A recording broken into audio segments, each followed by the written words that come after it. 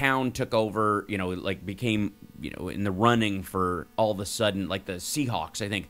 Once Seattle had a winning team, everybody in town was wearing team jerseys all of a sudden, to the point where even the fans in Seattle didn't know who the players were because they were new to being fans of, in this circumstance.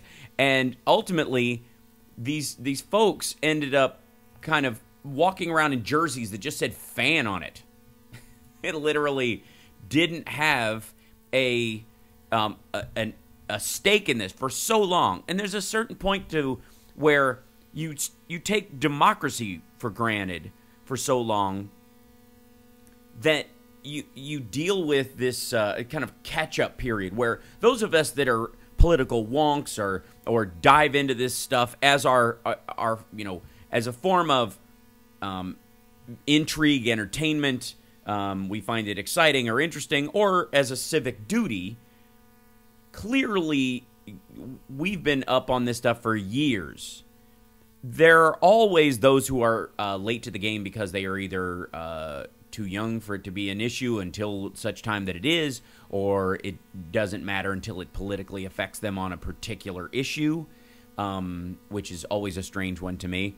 And then I guess the Trump era has brought about this point where old people came in out of the woodwork to vote for a branded old fart like themselves to kind of give themselves a, you know, like a renewed interest, you know, after all this talk of, after that you know, smarty pants black fella from Chicago ran things with his Muslim Brotherhood friends, and then they were going to put a woman in charge. And while I'm a woman myself, I don't feel particularly that women should be in those kind of roles. That crowd, you know, gassed up their walkers and made it down to the voting booth and tipped the scales in one direction. And a good portion of very politically active, allegedly, as far as the brand that they see themselves, I suppose, people either out of their disgust with, quote-unquote, the establishment or the Democratic Party's handling of Bernie Sanders, or their desire for a third party frustration reaching kind of a loggerhead because how dare a woman who was a president's wife run for office after being senator and secretary of state. I mean, it's just disgusting. The woman thinks that she can have a career in public service, right? That those folks either didn't vote because of that disgust, or voted for Jill Stein, or voted for Donald Trump, we're finding, as a way of you know, kind of just showing their disdain, right? So there's a new mix currently of those who are politically ignorant, who have decided to get involved because they don't like the way things went, and those who have been overly involved for a long time to the point of being jaded, where they can almost not manage a measured response in almost any circumstance, to your kind of run-of-the-mill people who were baited in this situation that this is just an R versus D fight, and that, you know, voting for, you know, Donald Trump is what you do as a Republican. So that mix of humans created the circumstance we currently find ourselves in. And the circumstance we find ourselves in, I think, boils down to one statement. And Lady B informed me right before we came on the air that she had a copy of this this audio. Lady B, would you mind playing this clip of Donald Trump basically summing up his White House in one unprovoked exchange? Let's hear it, if we can. Do we have it, Lady B? I don't know. We might. There it is. We have had challenges that we really should have taken care of a long time ago, like North Korea, Iran, Afghanistan, ISIS, and the revisionist powers that threaten our interests all around the world. Tremendous progress has been made with respect to ISIS. And I guess the media is going to be finding out about that over the next short period of time. It falls on the people in this room to defend the American people from these threats. I know we share a belief in putting the safety and the well-being of the American people first, and I look forward to hearing from you and your ideas. We'll be going to dinner right after this, and we'll be discussing it further. You guys know what this represents? Tell us, sir. Maybe it's the calm before the storm. What's the storm? Could be the calm before the storm. Mm-hmm. We have the world's great military people in this room. I will tell you that. And, I will tell you that. We'll have a great evening. Thank you all for coming. Yeah. You'll find out. Give us a hint of Thank you, everybody. Thank you very much. Thanks, Lady B. What storm, Mr. President? You'll find out. And there's a back and forth about where that statement comes. Is he talking about North Korea? Is he talking about a policy? Is he going to fire Rex Tillerson? Blah blah blah. And I fall into the camp of people who believe that this is simply his bravado about his own self-importance, playing out like he's handing out roses on a reality show.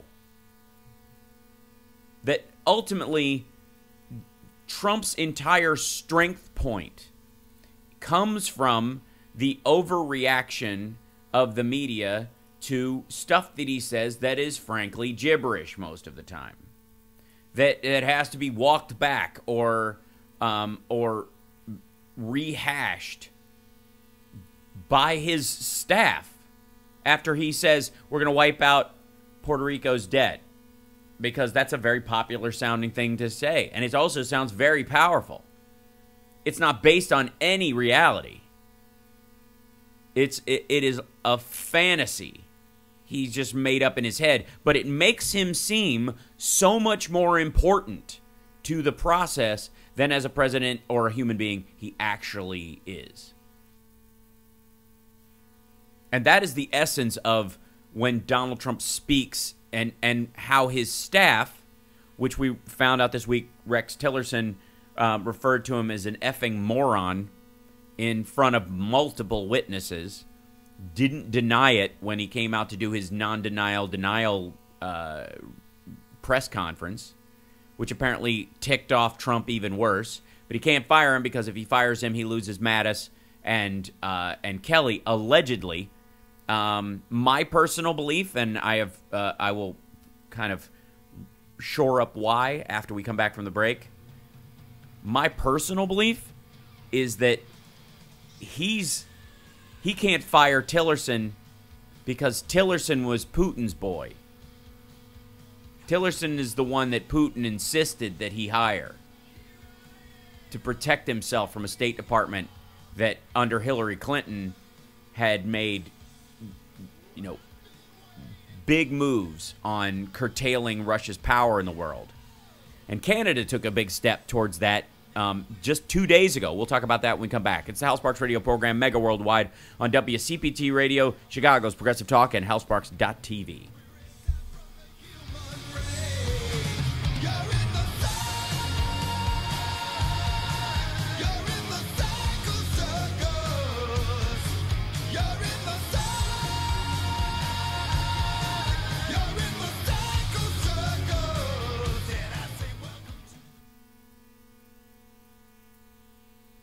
Hi, chat room. How you guys doing?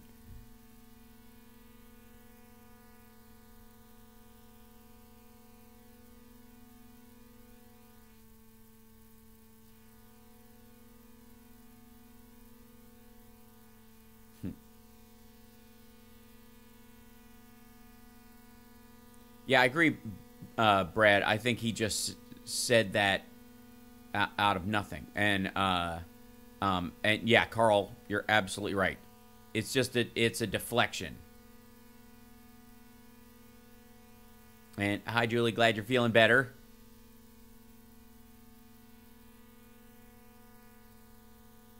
Looking for a partner in Chicago, definitely.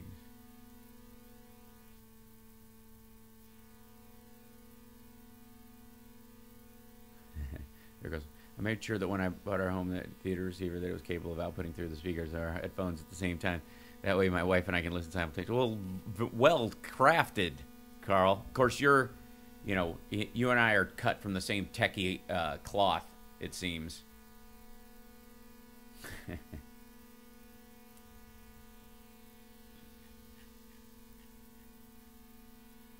Thank you, TLK Knitting. I appreciate that. Right on. Thank you.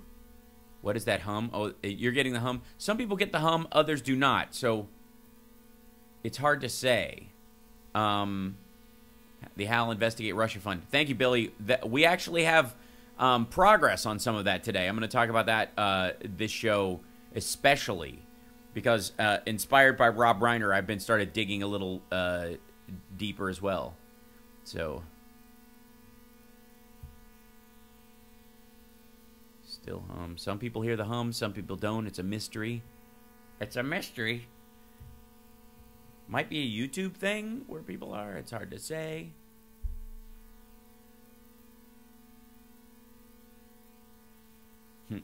Lose your hearing. No, I'm hearing. All right.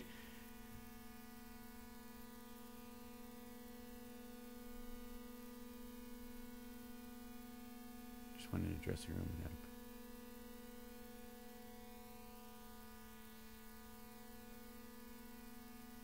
up. I would love to have Jackie on. Yeah. This is Tom Hartman, and you're listening to the Hal Sparks radio program, mega worldwide on Chicago's Progressive Talk, WCPT. Okay, one of the big things about Trump is this alleged nonsense about him. I don't like to telegraph what I'm doing. I'm not going to tell you ahead of time. It's always a mistake when we do that. And then Mattis, by the way, his defense secretary, Jim Mattis, literally just went against that and explained what our Afghan policy will be going forward before it's been implemented. Let's see. This is from the New York Times. Pressed by lawmakers, including Senator John McCain, Republican of Arizona, and the chairman of the Armed Services Committee about the Pentagon's failure to provide more details about the Afghanistan war plan, Mr. Mattis divulged new information about more aggressive rules of engagement there. By the way, it's bad when you talk about tactics. Rules of engagement are one of the things that you literally keep off the table in discussions entirely, unless you are on a PR front trying to let the rest of the world know that we're not going to kill civilians, for example, like the Obama administration and the talk of not torturing and those kind of things, like our rules of engagement in terms of those and what we would try to do to mitigate civilian deaths are often not advisable from a military standpoint because you want death from above to be the constant fear of everyone there, except when you have a majority of civilians who are not combatants mixed in with combatants. You don't want them to believe this all the time because they become easily farmed by the extremists. So the goal in those situations is we are tightening our rules of engagement. When you relax those rules of engagement,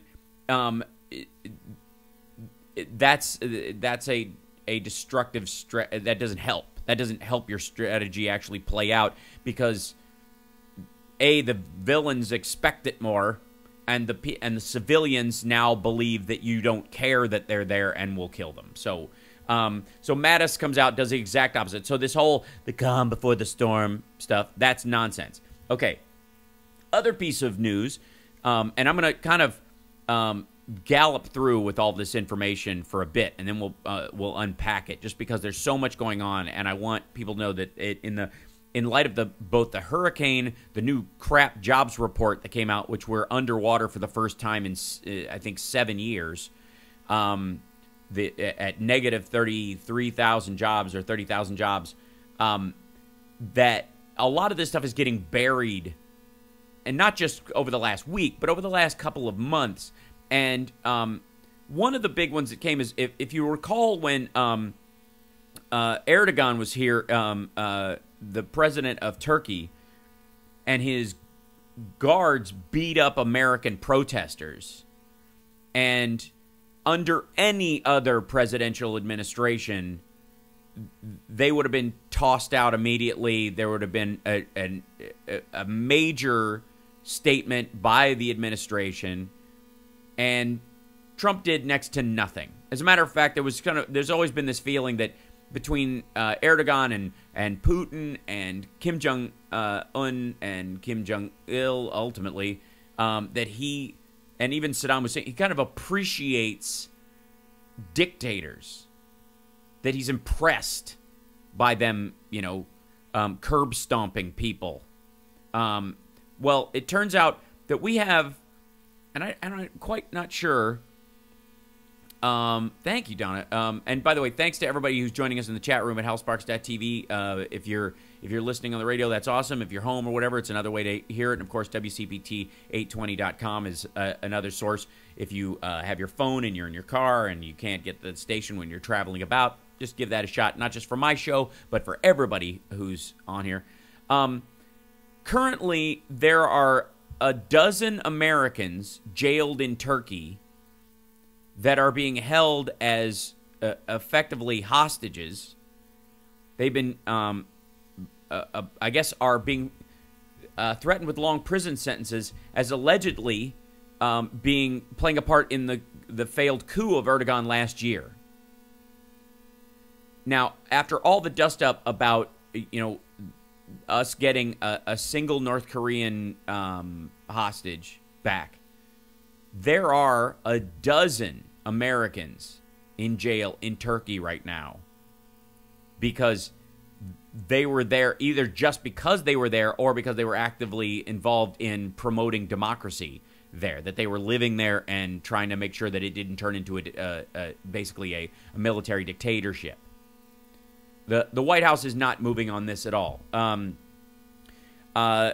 crackdown since the coup has swept up tens of thousands of Turks, military officials, police officers, judges, and journalists, and in prosecutions and purges that are wrenching Turkey back to darker areas that it had appeared to have left behind. Amid the deteriorating relations with the United States and Europe, Turkey is also arresting numbers of foreign nationals, including the Americans, who are accused of ties to the Islamic cleric Fethullah Gulen, who is in Pennsylvania. And essentially, this is these people are being held and threatened with long jail times so that we will extradite Gulen or Gulen to them.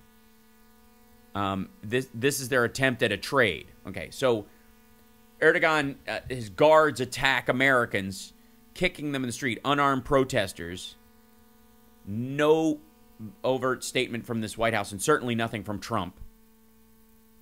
Now there are 12 plus Americans and a number of other European nationals who are being held essentially as hostages until we hand over a cleric who lives in the United States. Then, this week, Trump rolls back birth control protections. All of the fighting done over Hobby Lobby during the Obama administration, all of it is effectively upended right now and is... all that fight fell apart. Everybody who said that not only did it not go far enough in a protection, but that it also sort of set up a situation where you effectively have the first real toe in the door of protection of religious liberty on women's bodies being codified in law since Roe v. Wade. And the Trump administration literally rolled it back this week.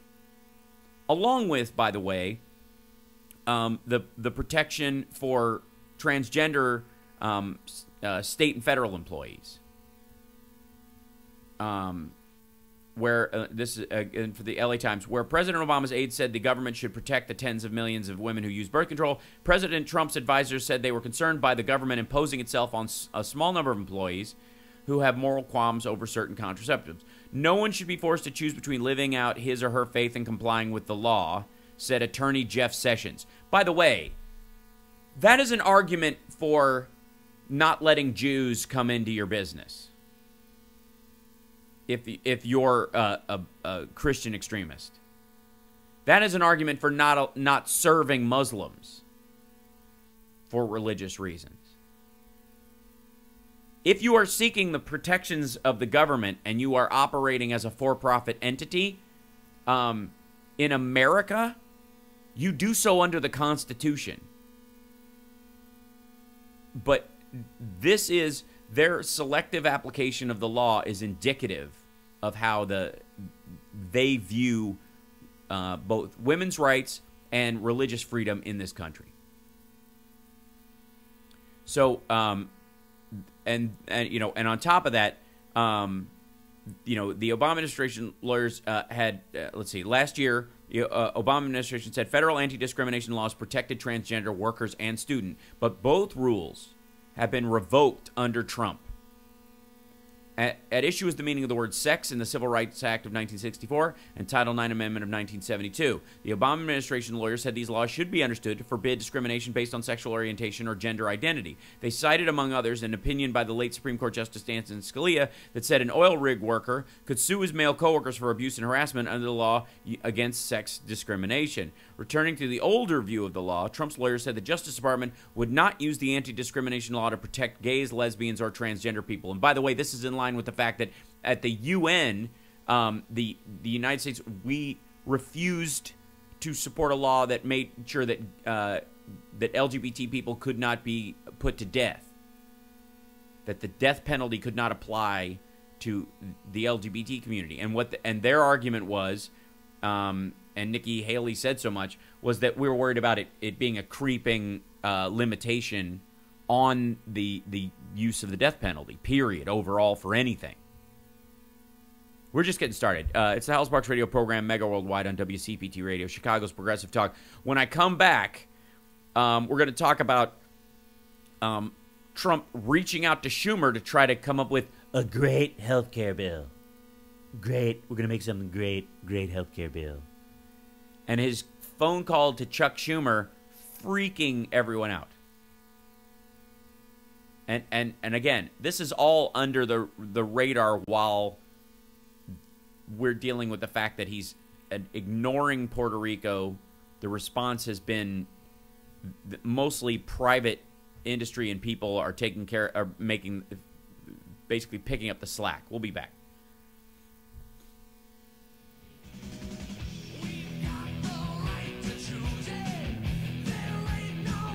So, and don't forget to join us in the chat room. So,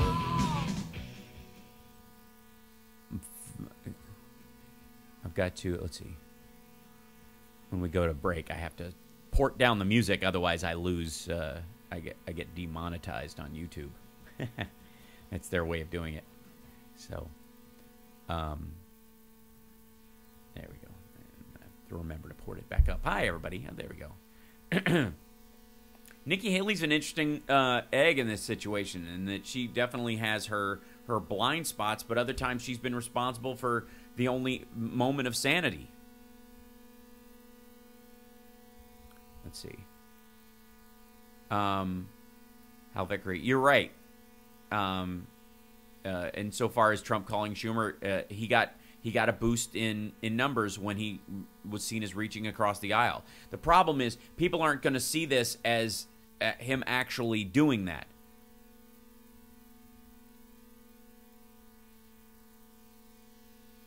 You're not sponge-worthy.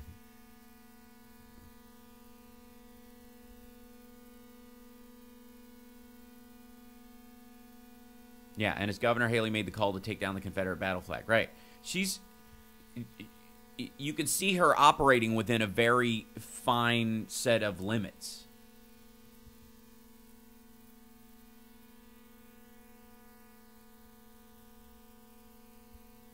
Oh, it's an ESP. I played that last week at the 01 gig.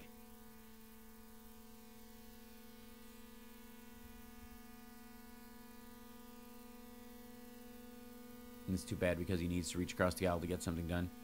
As you should. The whole point of us having, a Senate is the idea that you're in a situation where you have to reach across the aisle to function.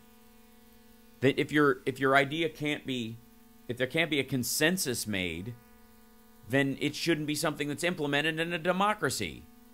That's the exact point of having constant, alternate parties. I predict, let's see. Southern view is that the law is a means for enforcing white supremacy and a flexible tool for doing whatever you want. Yeah, that's, that's what you effectively have to read into whenever they say states' rights. I think we were hearing drones flying around spying on us. Oh, is that the buzz? That's the, hey, Chris, how are you? Hello. It's weird. Why are some of us hearing a hum and others not? This is going to bug me. I know. I don't quite see why. I don't have any source coming out when I'm not talking that says there's a hum going out in the feed.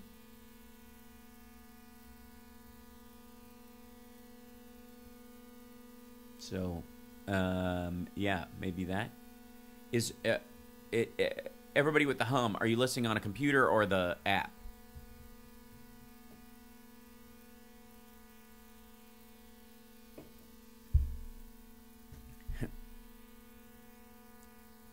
It's a Russian. 30 seconds. That's how stupid the Russians are, that they're spying on me doing something that I'm broadcasting. The Ruskies.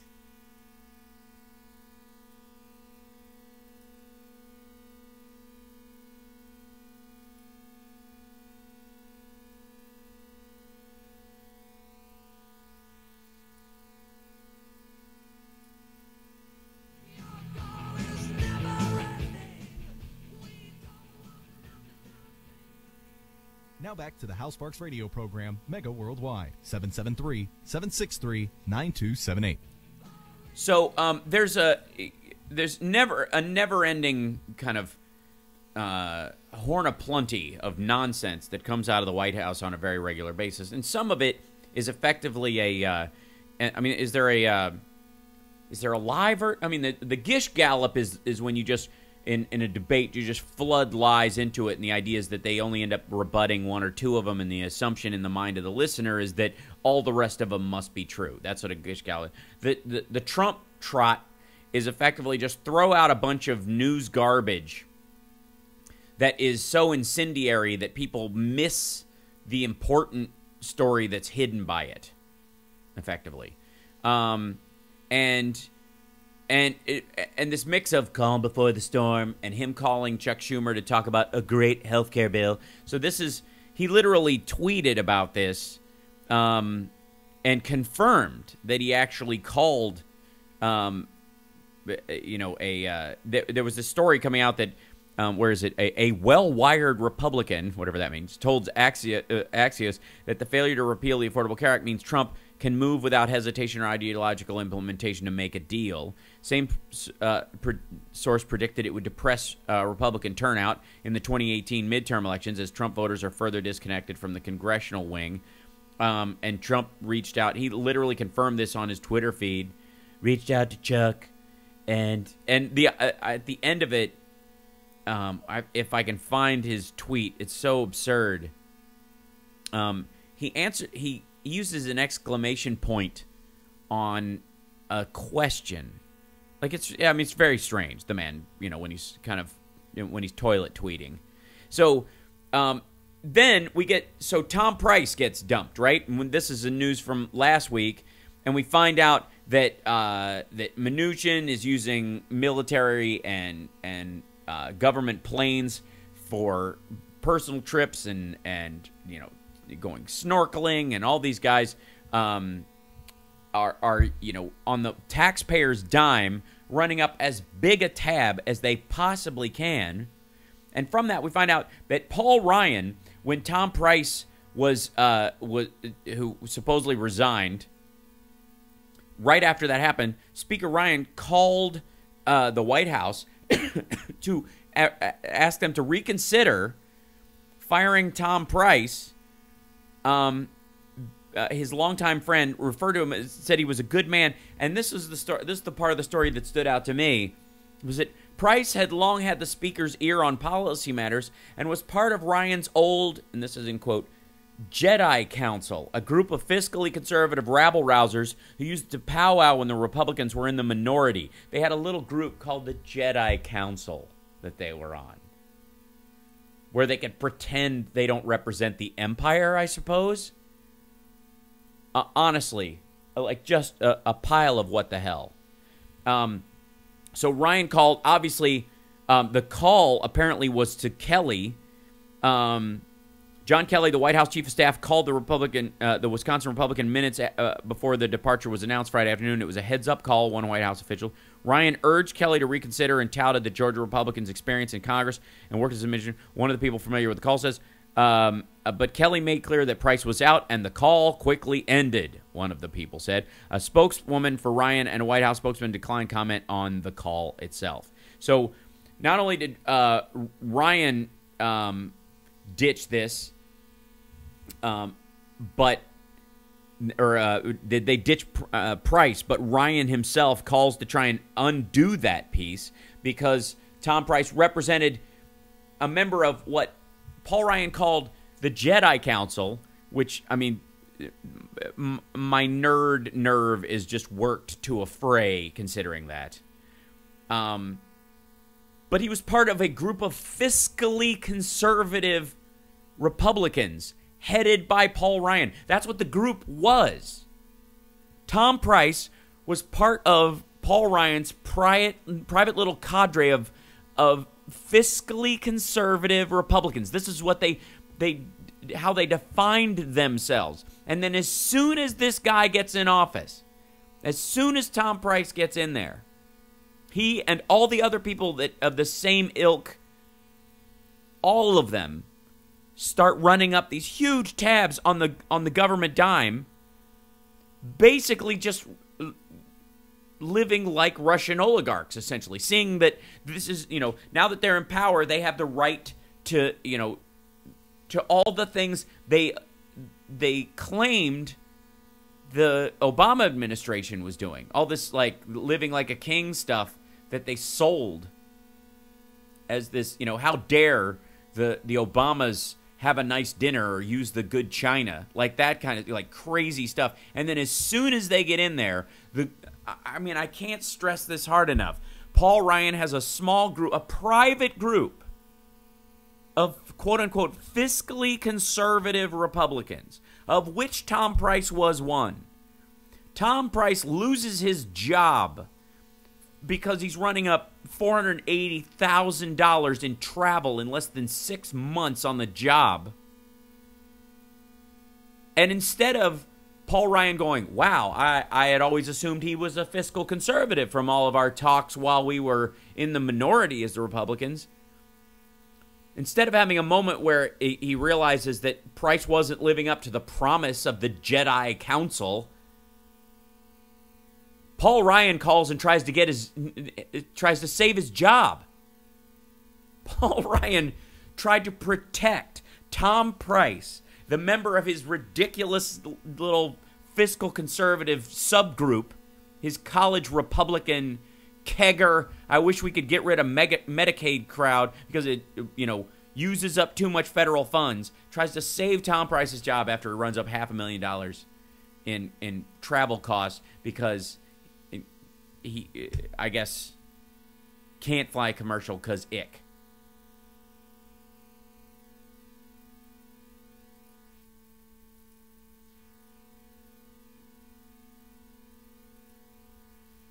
Hello, Hal? Yes, I'm here. Oh, I haven't gone anywhere. I'm just thinking. Can you hear me? Lady B, can you hear me all right? Yes. Oh, good. All right. Well, I was concerned. I just had that was a dramatic pause.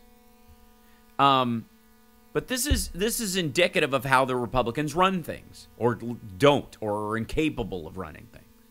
That they drive this entire concept that they will be the better shepherds of your tax dollars, that they care more about American safety, that they are more concerned with people being able to get ahead. And then as soon as they get in here, they can't wait to turn over the keys to the kingdom to Vladimir Putin and his anti-democracy movement in Russia.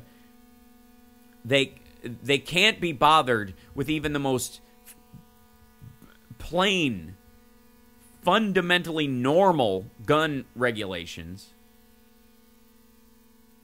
They can't be, they look at, well, we've got to stop Muslim refugees who are fleeing areas where they themselves are not the extremists. They are hiding from the extremists. The very, like, mid-level, the kind of middle-of-the-road Muslim population that you would say would lead an enlightenment in Muslim thought that they claim, through Sam Harris and all this crowd, that Islam so desperately needs. But the very people who would carry that out, we would leave them to die or starve, on a battlefield, starve to death in a refugee camp, or wash up on shore trying to escape. What impetus would they have to believe that your Christian way of thinking is superior? How is it Judeo-Christian at all? How is that enticing as a thought? And yet that is the Republican methodology. That is the Republican messaging. So we find out, that the whole, we keep everything hidden and close to the chest. We don't tell everything until Mattis does. We're fiscal conservatives until we aren't. Then we find out that then we just get in the middle of all this that Russia was buying Facebook ads and manipulating Facebook algorithms during the campaign last year in an attempt to not just drive the conversation towards Donald Trump, but literally to divide the nation, which they are doing in Spain and Catalonia right now. With the help of WikiLeaks and Julian Assange, and the Brexit was successful, the installation of Trump was successful, the secessionist movement in Spain is gathering steam. They're buying ads about California secession, Texas secession, with the idea being is that you give this artificial voice to a small minority. You give the illusion that a small group of people who would want to mess with this somehow have more human beings interested in it than they actually do. And then the illusion comes, well, this must be a real movement. This must be something powerful. This must, the Texas secessionist movement must be made up of a lot of humans. The Catalonia movement must have a giant independent expatriate movement that is helping fund it from outside of Spain, that is, telling people about, crimes against humanity that the Spanish government is complicit in, to try and divide this up, to divide this country up. And it's in line with the Russian attack on democracy.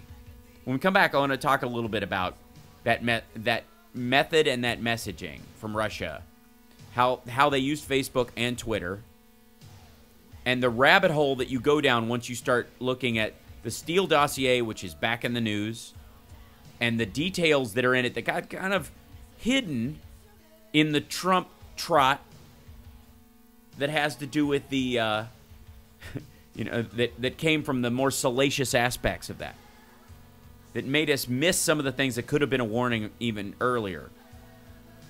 We'll be back. It's the Hal Sparks Radio program, Mega Worldwide.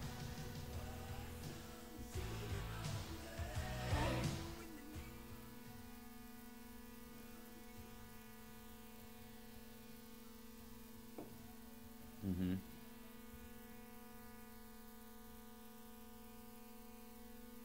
Yeah.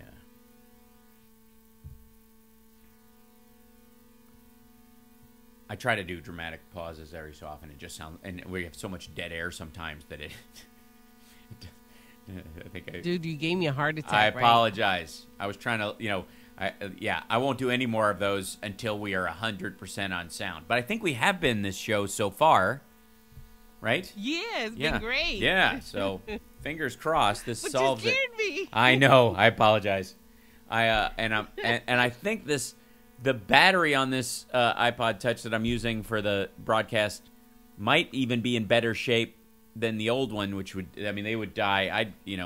Mid-show, so I'd have a secondary battery, which made extra noise on the line, too.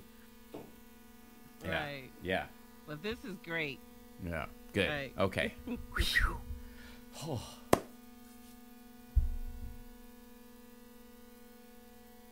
Is there a horn going off in the background?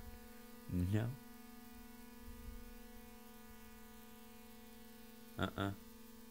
Don't say anything to jinx it. Yeah, right, Julie. Okay. Simmer, Amos. Simmer.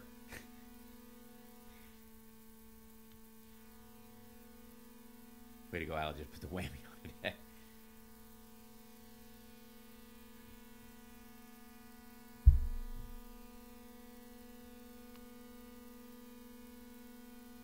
Husband said the iPod Touch might be the problem. It isn't actually, because it does. I can see source sound going out through it, and they don't get it in Chicago. And I can hear what's going on. I should technically be hearing the exact same thing you guys are. Hey, thanks. Hair's growing back in, kind of cut it too short before, and now it's kind of growing back. 30 seconds, and you have about 7 people. Oh, wow. Okay. I already told them you're going to get them probably in the next hour. That's okay? true. Yep, because there's a lot to talk about. So, yeah, thank you. Okay. Mm-hmm. Mm-hmm.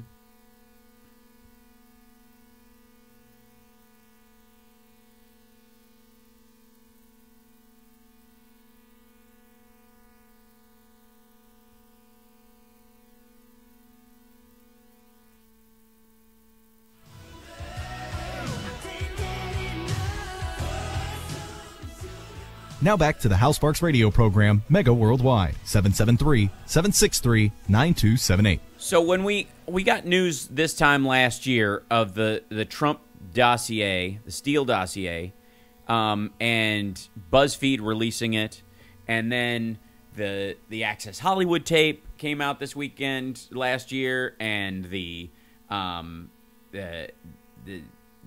Podesta emails, this huge pile of stuff, which, by the way, timing-wise was so ham-handed that the idea that this was somehow that WikiLeaks just happened to get that stuff just when they did, and they just released it when they did because they were, in the interest of being completely open, they thought that let's get it out as quick as we can. The fact that it came out right after the Access Hollywood tape leaked and effectively diverted attention, when ultimately the Podesta emails led to nothing of substance other than political intrigue, you can argue that you might have trust issues with Podesta or how a campaign is run, but the idea that people just heard Hillary Clinton in emails and just ran with it as if they were the same thing, that her private server and the Podesta emails were somehow linked in the same thing.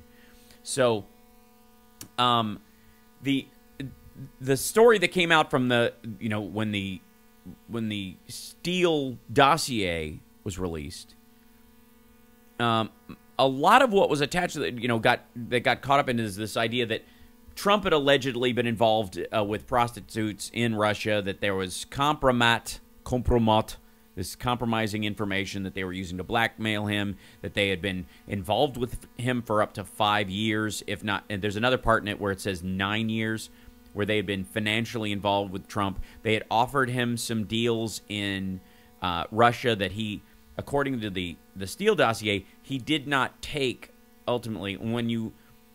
Which is peculiar considering we found out earlier this year that the idea of building a Trump Tower in Russia was actually an ongoing concern to try and get it done even after he was sworn in this year. So why wouldn't he take these things? My personal theory, his money's fake, so he can't participate in it. I think to to actually do it, they actually have, for him to actually be an investor or a partner in these things, he actually had to have real money, and he doesn't. So I think that's why the Trump organization backed down, because when Russia is your primary financier, you can't actually borrow money from them to do your thing there without them knowing or it being very obvious. But there's all kinds of stuff, in using WikiLeaks as the deliverer of compromising material that they might have on Hillary Clinton, the folder that was supposedly passed around at the Don Jr. meeting, which it shows up in the dossier before we even knew that they were admitting that folder existed, and on top of that, a distinct strategy put forward by the Kremlin that is outlined effectively in this dossier that has panned out since, which effectively meant them using Facebook and Twitter, both bots and active deployment on social media to push the storyline of anti-Clinton, pro-Trump stories and supportive stuff of trying to drive Bernie Sanders voters to hate Hillary Clinton and to perhaps vote for Jill Stein, whom they flew, along with Michael Flynn and others, to Russia for this meeting with, this dinner with RT. And then RT and Sputnik News both pushing these storylines that tainted the story in one direction, that effectively had one of two possible structural elements to them whenever they put them out.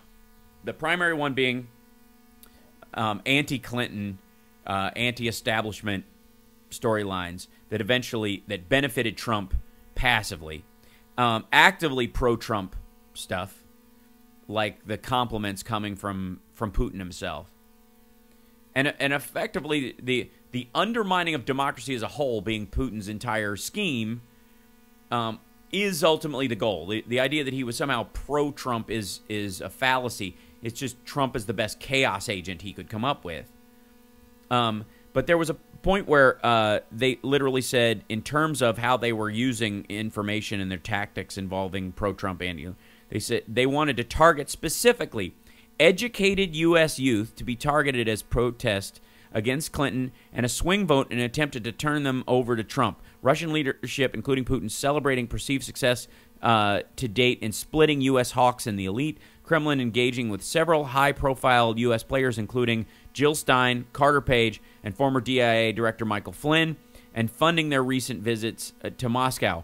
All of it, by the way, through their pivot point, their contact point. And this is in the dossier. This was presented last year. This has all bore out. Was Paul Manafort.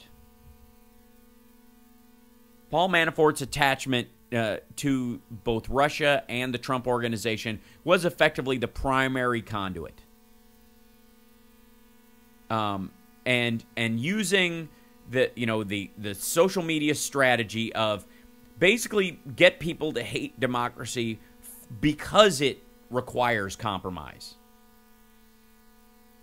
That this is effectively getting people to have disdain for compromise, disdain for democracy itself in action, and the frustration that goes with trying to create, bills that are bipartisan. Literally an anti-bipartisanship movement put forward by Russia because Vladimir Putin's sick of running for office.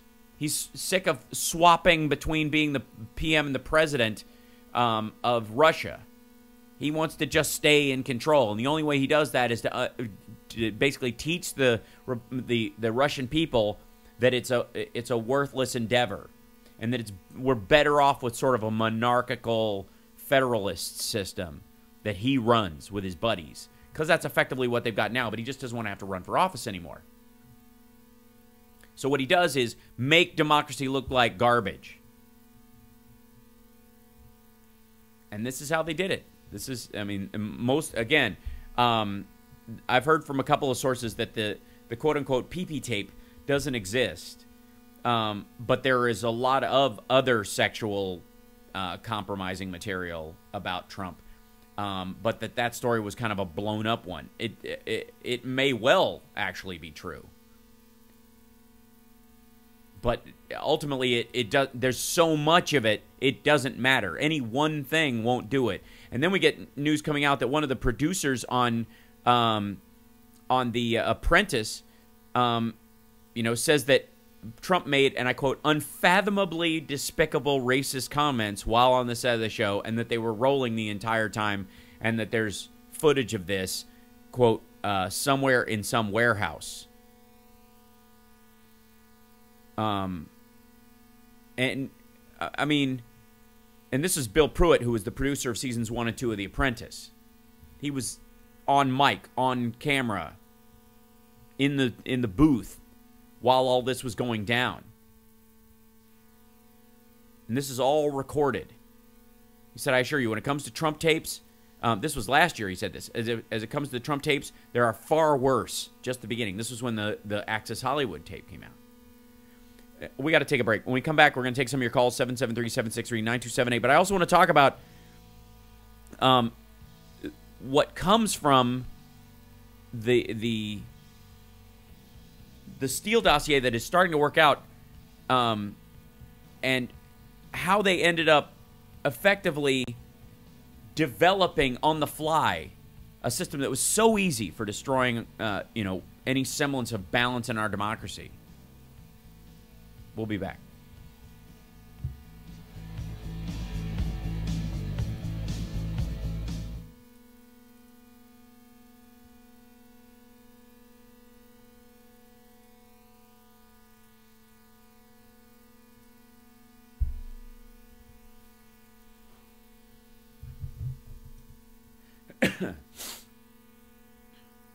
Yes, the Moron Gate thing, Carl, has been hilarious.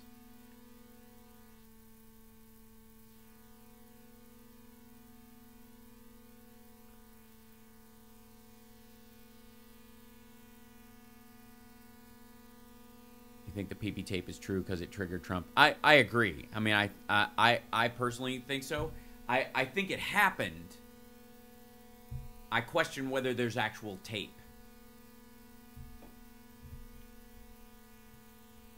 Videotape. There might be audio of it going down, but you really can't tell what was up.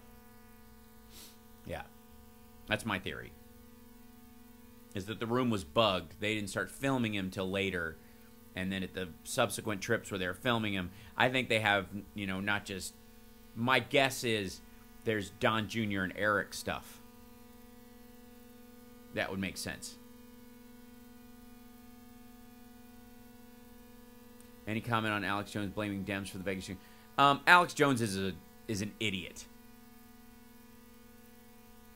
He's basically running Pravda over there now.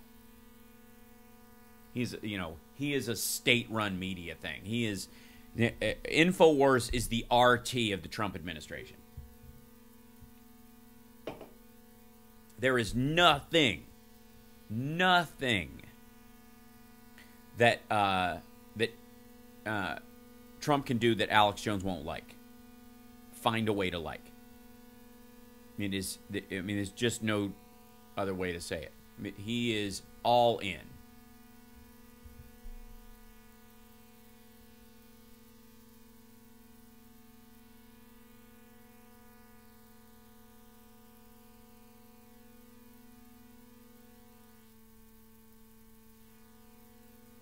See how the reporting tone is shifting to basically there's nothing in the dossier. I haven't seen that because I've actually seen most of the stuff leaning in the direction of that effectively the dossier itself is panning out, all but the PP tape stuff. But every other part of it, and that's the case that I think a lot of people is a big deal. And Carrie, I believe the Milo story is kind of a big deal too. Alex Jones and InfoWars on drugs. Best to comment again and under their videos. Alex Jones has become a joke. Yeah.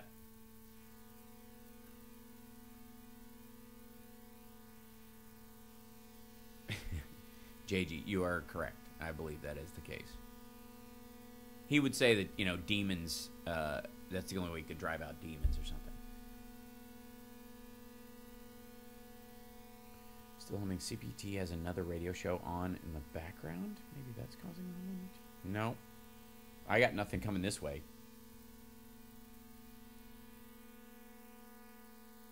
I mean, is it... Hold on. Check. Is it loud enough? If I turn it... Yeah. So... Can kind of hope to try to drive it. Check one. Check.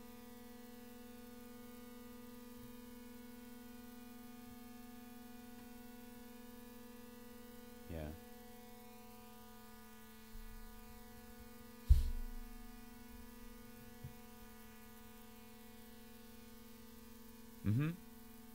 Trump's line about shooting someone in Times Square is true for a certain group of people. Yeah. For the deplorables.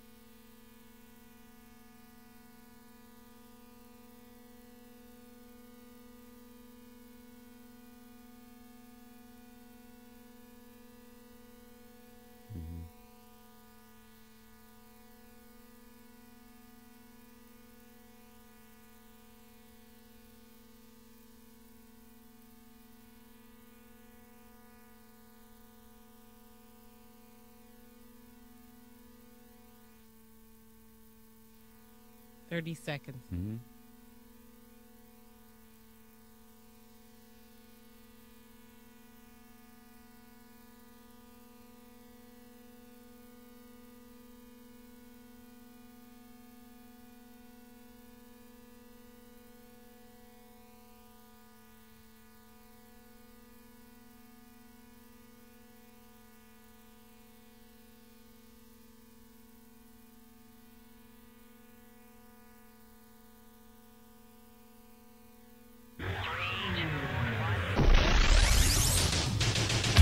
You're listening to the Hal Sparks radio program, Mega Worldwide. I've had people walk out of me before, but not when I was being so charming. Video streaming at halsparks.com. Well, I don't care for you or for the putrid sludge you're troweling out. Damn puss-faced little pimp stick. True progressive talk. Might be a good time for you guys to give up. We're gonna take some calls this hour, of course. I do want to bring up something that, like, the German elections were kind of a test of the Kremlin strategy going forward over the next next rounds, and kind of a shot across the bow at how the 2018 strategy will go here in the United States. Now, they have an election going on in 2018 in Russia, so there is a chance that that effort will be slightly dampened going into 2018 because of the attention and effort necessary to deal with their own thing, because they actually do have some opposition leaders who are pushing back. Alexei Navalny being one, who may not even be able to run because of the trumped-up charges against him, but still, that the idea that a strategy they've only got so many resources, there might be a chance that Dems will have less attacks put on them, except through surrogates like WikiLeaks and others, by the Kremlin itself. The German elections are a curious outlier in all this, because the one thing the Germans did right was that they never stopped talking about during their election, and in many ways France tried this tact and it worked very well too, was never stop talking about Russia trying to mess with the country, as a nationalistic reflex. It was an incredibly effective response by this way. There was a let's see, this is from EuropeanValues.net, which is a Kremlin-watching website. Germany passed the election test and managed to defend the democratic process, mainly thanks to a widespread awareness campaign. The Social Democrats, supporters of Putin's foreign policy, failed. The coalition, which is so ironic, they call themselves Social Democrats. The coalition negotiations will have a huge impact on Germany's stance on Russia. It is likely the case that the SPD does not become part of the coalition.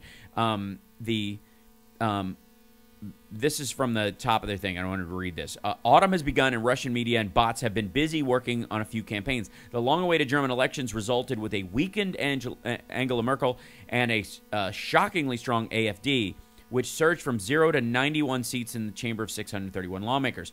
In an article for The Observer, they said that this was probably still the worst possible result for the Kremlin, and also summarized the main stance of the German political parties towards Russia. Russia has played a game of nerves. Everyone expected some kind of meddling, and the German media seemed to be even slightly disappointed that Russia did not attempt to launch any cyber attacks in Germany.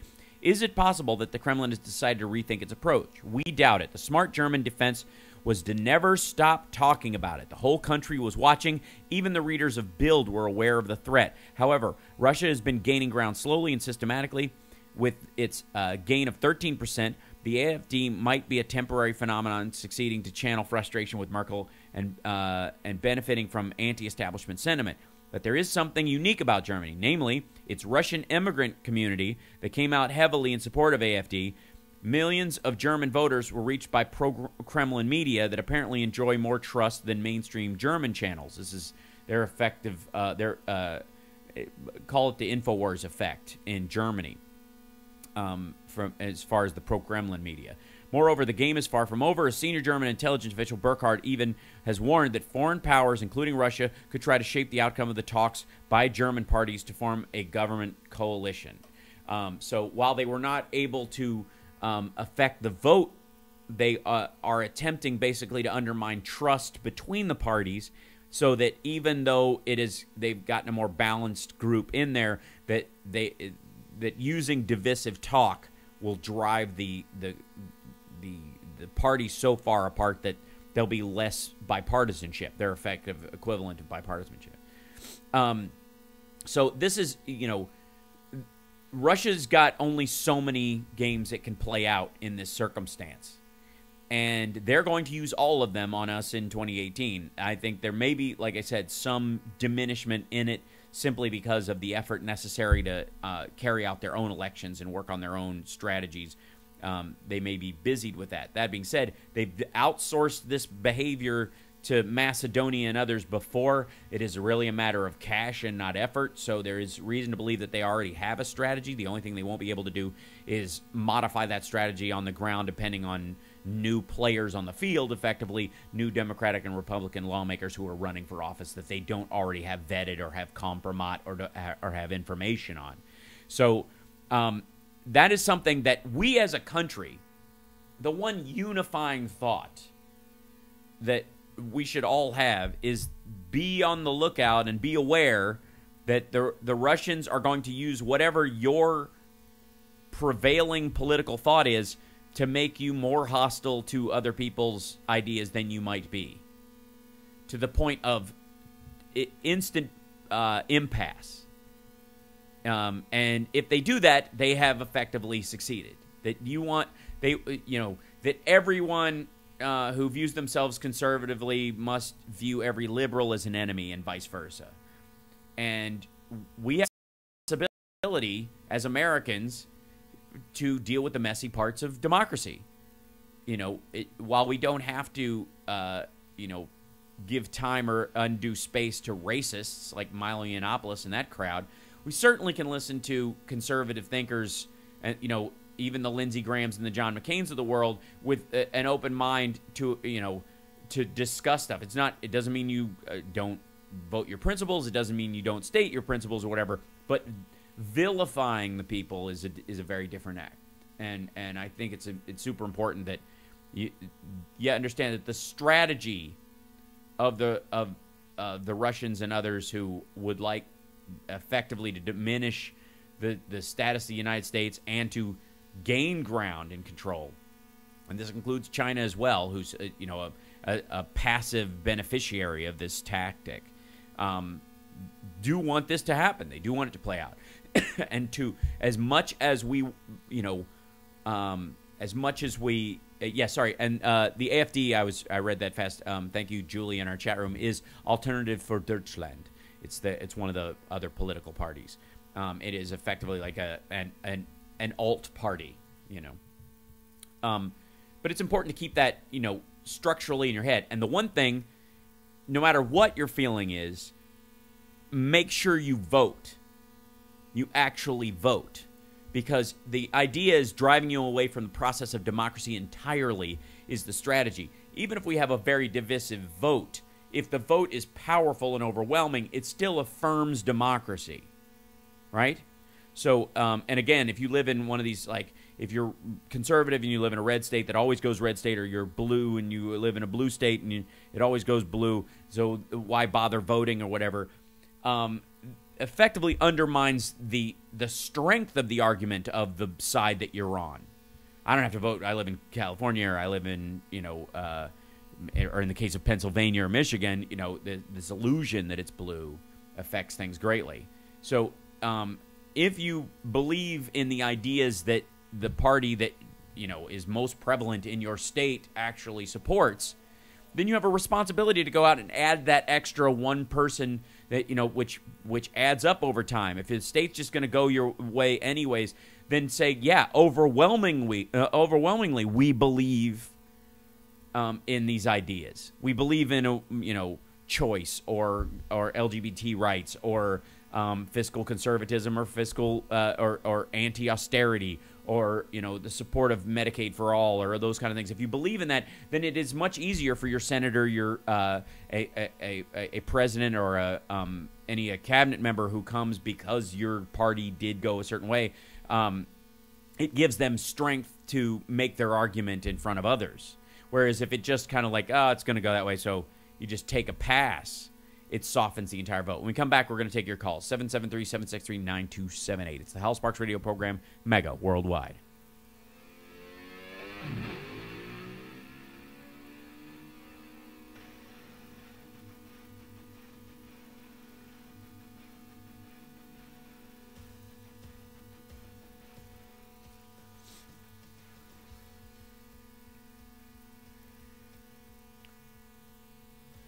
Yeah, WWS. I get that, there's some sort of sports team aspect of voting in a particular area, but you vote because you believe in the ideas, not because it'll sort of be fun to watch your vote specifically shift something. It's about supporting the idea, on a fundamental level, on a being the foundation of an idea. And anybody who tells you that not voting is somehow an act of protest against the establishment is just, that's just garbage.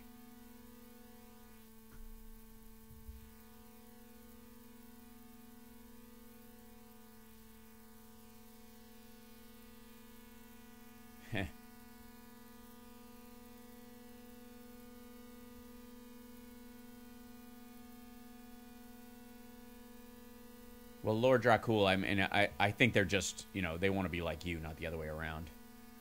If they wear the black spikes, in Germany.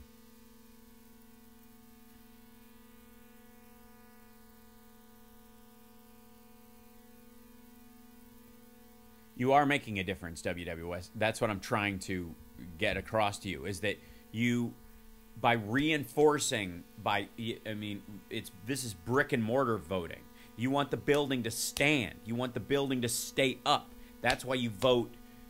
Those foundational votes mean so much in a state that is, especially if you're going, it's only blue voters who do this. Red state voters don't do this. Red state voters come out. They don't go, it's a red state, it's going to go, whatever. They actually show up. And they have control of the Supreme Court because of that. And they're there's the illusion that 30 seconds. Thank you. There's an illusion that somehow, there's some. Well, I'll talk about it in a second.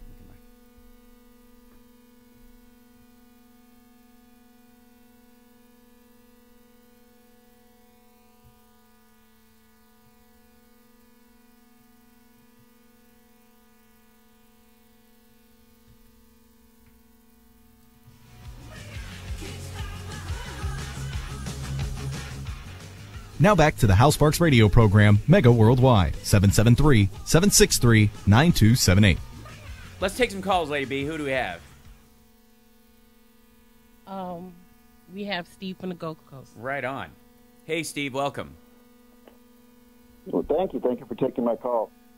And I wanted to, I know you've got a lot on the table this week, and there obviously is a lot to discuss. Right. But I think it's important that we just make mention of what happened in Las Vegas last week. I had the unfortunate, just happenstance that I was there that weekend. I flew in last Saturday night, and I was staying at the Bellagio, and woke up to find that the entire hotel was on lockdown. I mean, it was a surreal experience to be there. I ended up coming home midweek because, to say what you will about the tragedy, I just didn't feel like staying there. No one did.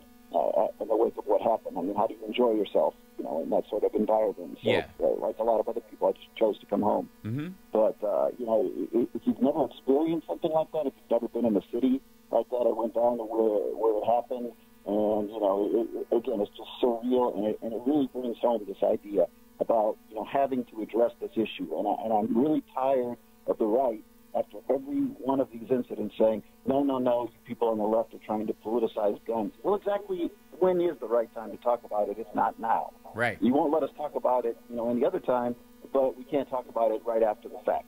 And if you need real numbers and you're not interested in just these sort of, outliers, then fine. But we have killed more of each other using guns in this country since 1968 than we've lost Americans in all of the wars that we've ever fought. Mm-hmm. So that should tell us something about, including the Civil War, with guns, and exactly why you have them, and this argument that somehow you're going to protect yourself from a foreign invader or from the government. But guess what? We don't need anyone to invade us, and we don't need any uprising. We're killing each other in much greater numbers than, again, we're losing in any conflicts that we've ever fought. Mm-hmm. I agree. I appreciate you saying that, Steve. The reality is, I was on my girlfriend and I live in both Los Angeles and Las Vegas, back and forth quite often, and I was on FaceTime with my girlfriend when the news broke, and she had friends who were working in Mandalay Bay when it was happening. They were on the 60th floor, and they were on lockdown till 7 a.m. next morning. Couldn't leave the building. They were, they could hear it where they were working. They were in an open air deck on the, basically the top floor. And, there's a couple of things that might come from this, and I think there are two areas where I think the news that the idea that there might be movement on bump stocks being outlawed by the NRA and other groups because, which is not a give, by the way, at all. But if they'll do it, I say take it and use that to go, see, we can move forward on this. Now let's talk about some, a couple other things. And I think make them say why not per issue. Make them defend these. The next piece, and I do think there can be movement on this, is high capacity magazines. That you right now, if you can have an automatic weapon in this country, but you have to go through a vetting process, you have to register them, you have to pass a specific licensing rule. The same thing can be and should be true of clips that hold more than 10 bullets. Because if you can't hit it in 10 bullets, you shouldn't be shooting where there are people around. And if and it basically anything over 10 is it is hard to argue that it is anything but an anti-personnel mine that you happen to point at people. So I do think there's room to make that argument as well. That you can have high-capacity magazines, but like these places on the Strip where you can go shoot a machine gun, you have to register specifically to have those kind of things. You have to have permission to have them. And the argument is that if this guy had to reload more often, more people would have gotten away. And this happens every single time we have one of these things. That the capacity necessary for self-defense, if you can't hit what you're shooting at in under 3 bullets in a self-defense situation, you have no business defending yourself with a gun. And in this particular situation, I think if a standard 10-shot magazine on any of these AR-15s or what have you, that is plenty for a sports person to shoot with, and it is time these people stop treating these things like toys. There is and it is time we as Americans realize that the best thing that can ever happen from a gun is the worst day of your life, meaning that you needed to use that thing to save your life, and it required you shooting someone else. That's the best service that gun could have given you, and that's the worst day of your life. That's nothing to celebrate or be happy about, and it's certainly not something to yee-haw about. And and I get sports shooting, and I get all that stuff or whatever, but I mean, this is an absurdity. So I agree. And this idea that, like, if they say, well, we can't talk about this right now, this just happened. I'm not talking about this shooting. I'm talking about Aurora. Enough time has passed since Aurora, we can talk about it. How about that? Sandy Hook. I'm not complaining about this one. I'm complaining about Sandy Hook, all right? How about that? Anytime they tell you that it's too soon, go, I'm not talking about this one. I'm talking about the last one.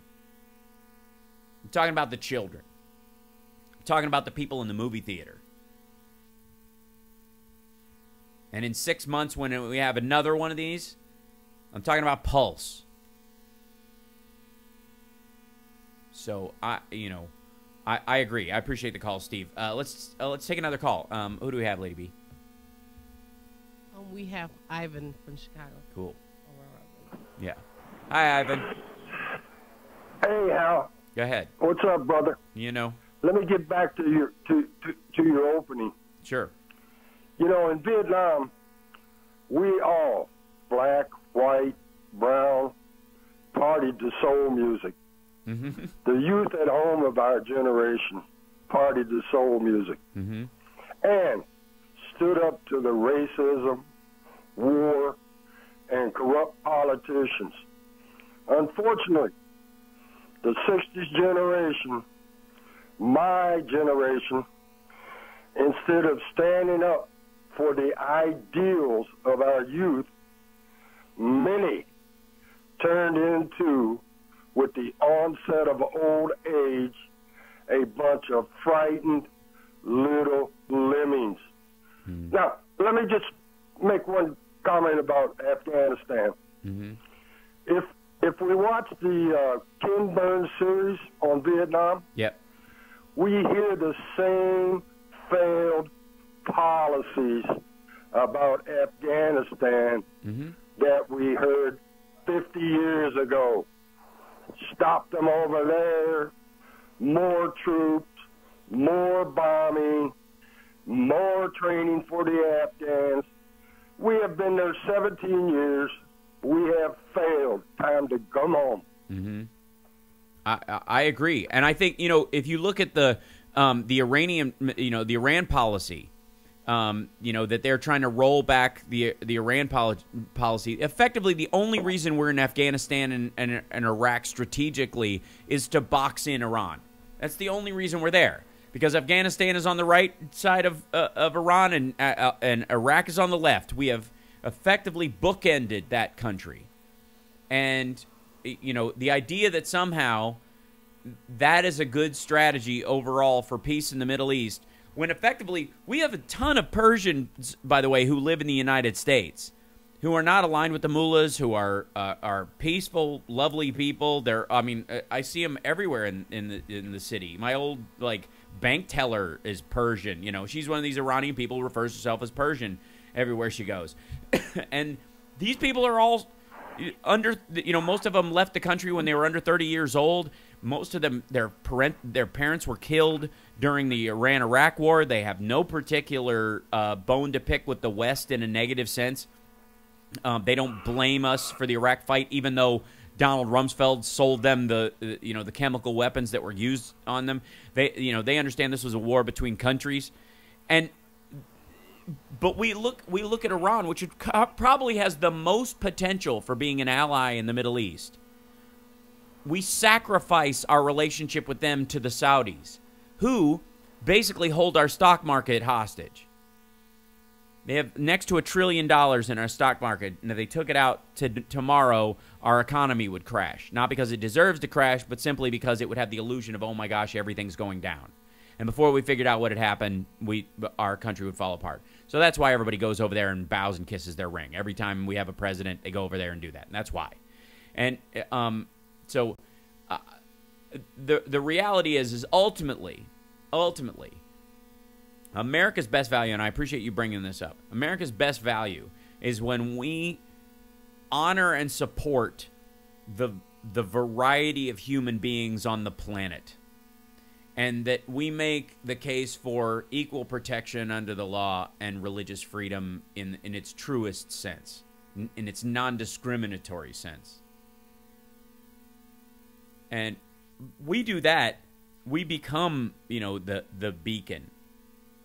If we don't, we just become another strategic, military arm of a religious ideology that's been at war in the Middle East for 3,000 years.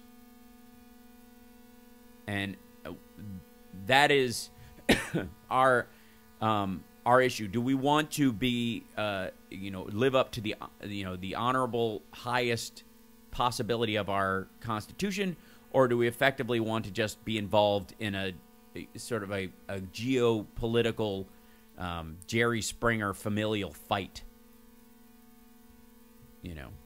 And Brad in our chat room brings up a good point. He's like, that's why we need to get off oil. Solar power for freedom. And that's exactly right. As soon as we're done with oil, all this stuff becomes a footnote in history. These are the oil wars. This is oil, creating tribal strife in this parts of the world while external countries act on these things. We got to take a break. And come back, more of your calls. 773-763-9278.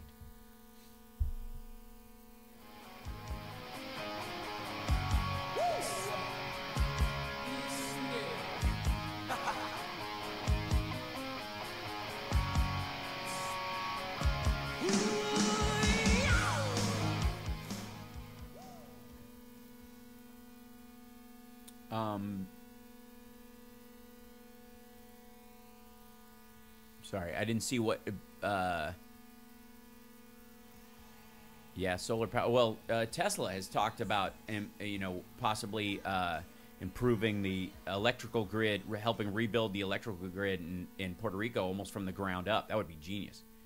And Edward, the idea that it's that we could call Saudi Arabia's bluff. You're absolutely right. After a time, but the initial shock, we would literally have to say to the American people, hi, guess what? Okay, in our stock market is an enormous amount of money from certain foreign dictators. Everybody around the world can buy stocks in American companies, and it's a great thing.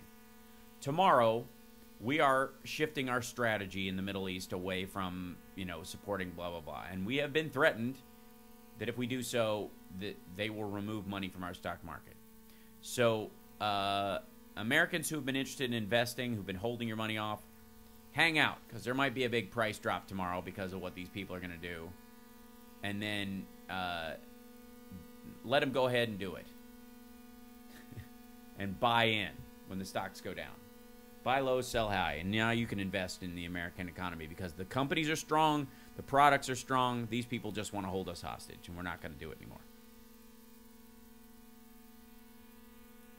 Hold on one second. I'll be right back.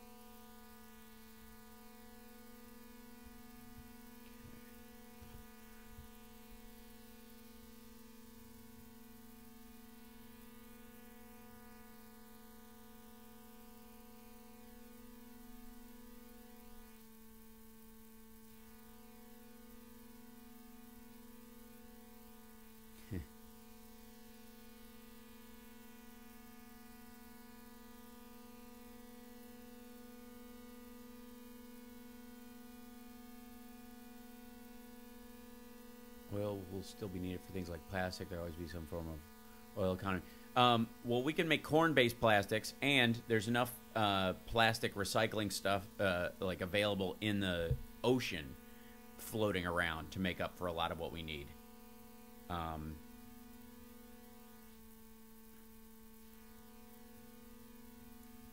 there's a huge difference. 15 seconds. Thank you.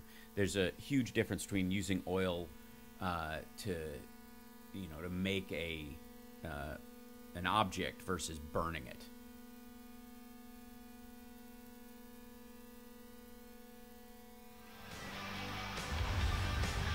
Now back to the Hal Sparks radio program, Mega Worldwide, 773-763-9278. Welcome back. Let's take another call. Who do we have, Lady B?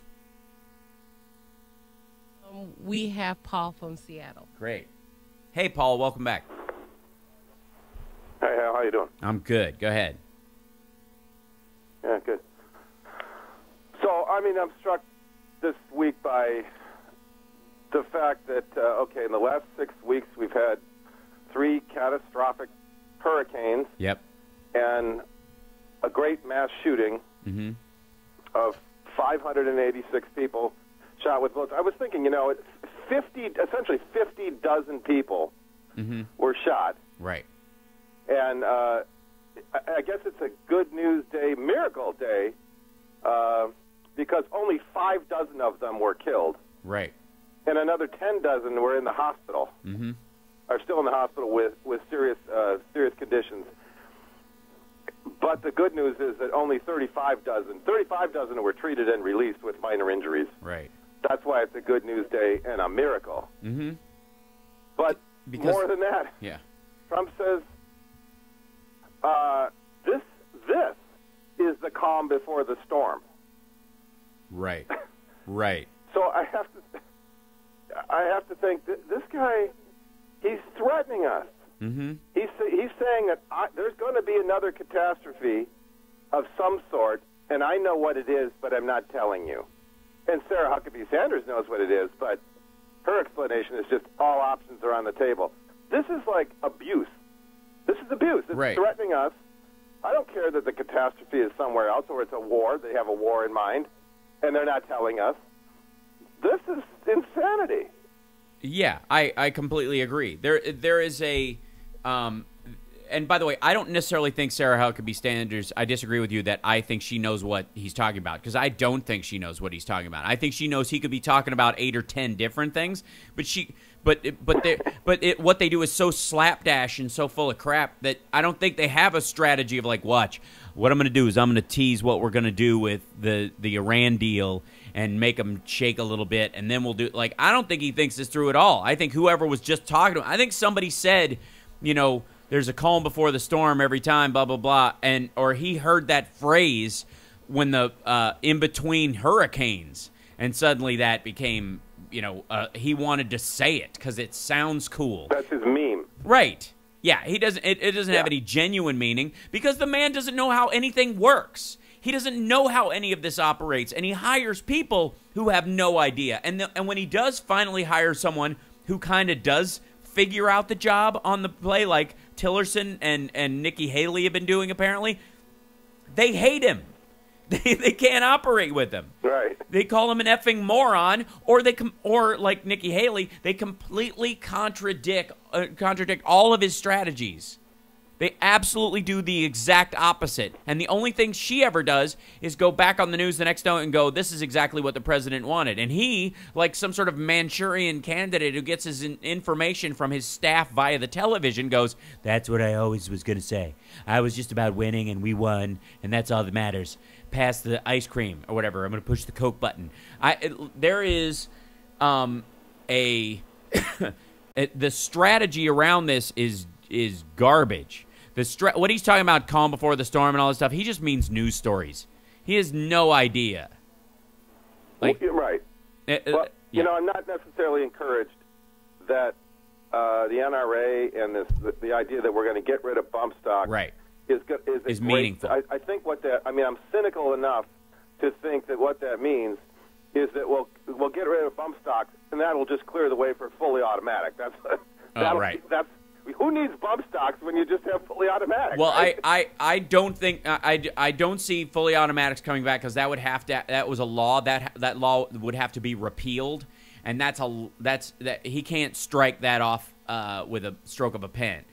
Arguably, by the way, the NRA is arguing that the ATF should do this. That this should just be how they do it. Well, they don't think the ATF says they can't do it, so that's why the NRA said they should. Trump could tomorrow sign an executive order outlawing bump stocks until such time as Congress works on this bill, and I guarantee whoever's next in line would sign it again, and it would be considered the Trump Act as far as he's concerned. He'd get a huge pat on his back. He'd get a bump of probably 3 points in the polls if he did that, and I'm for it. Whatever. Boost your own ego, man. But he won't, because he doesn't understand he can, because he doesn't know how any of this works. So I completely understand your fear in this circumstance.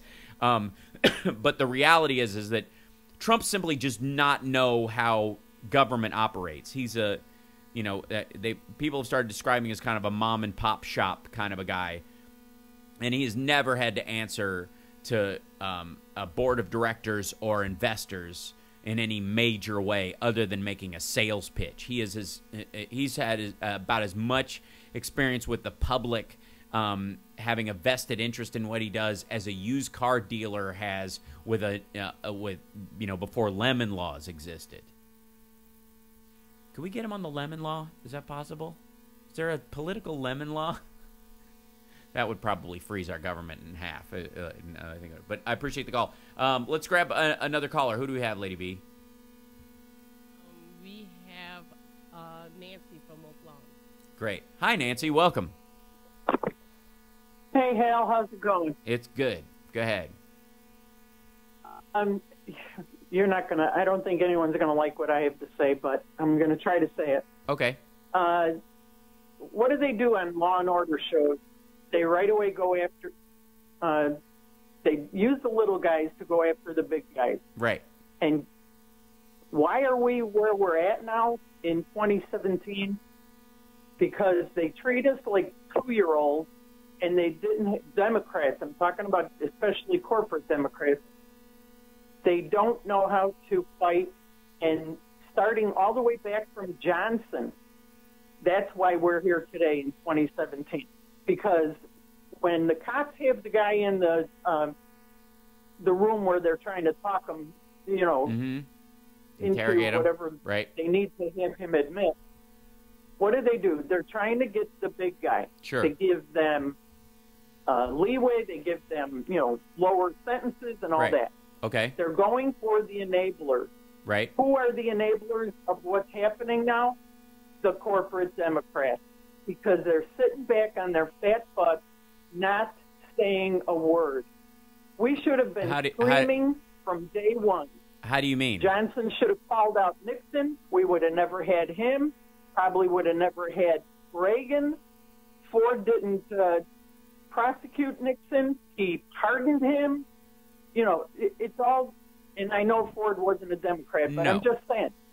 The enablers are the ones at fault, and we are only I disagree. beating dead horses. I hear what you're talking about. I hear where you're coming from, but I respectfully disagree in terms of I think if anything, you do not see, and this is this goes back to the point I was making about the electorate earlier, is that people who are in blue states going, I don't need to vote because my state already goes that way, or, basically watering down the message of any progressive movement to the point where it goes by as if it was a 47-43 win. And so the other side gets to make the argument, well, Democrats don't really support their platform that much anyways, because, you only won by a margin of 4%. When you find out that the public itself supports a lot of these things by 60-70%.